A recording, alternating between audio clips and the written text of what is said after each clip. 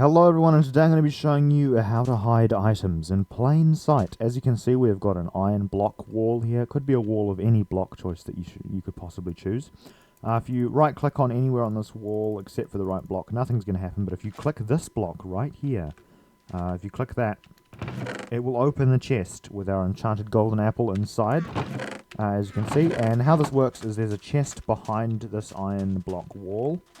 And we've got a hack enabled using the Meteor client called Ghost Hand. So if this is off, nothing's going to happen. You're not going to be able to open anything. But with Ghost Hand, we are able to reach straight through solid walls and get chests behind blocks. This could be especially useful if, for example, you somehow manage to obtain bedrock in survival and you want to hide your goodies behind a bedrock wall that you somehow obtained in survival mode. I don't know how you would do this. You can hide a chest behind bedrock and you'll be able to open it. Even better, you could completely box a chest in and you can still open the chest despite it being completely surrounded by bedrock, which means no one else will be able to get to it except you. We've got another sand wall here that we can just reach through and grab our items. This is a very useful hack.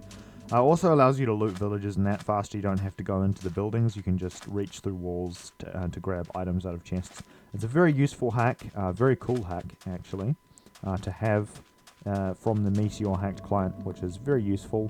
And it doesn't just work with chests. You can also open any item box type thing. So as you can see here, we have a beacon.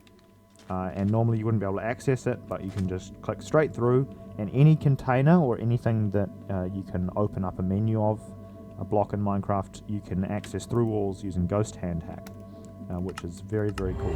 So as you can see, we can apply a beacon effect there, and we get it despite not even having a direct line of sight with the beacon. So this is a very cool hack as of the 1.20 Meteor client update. Anyway, that's pretty much it. Thanks for watching and have a nice day. Goodbye.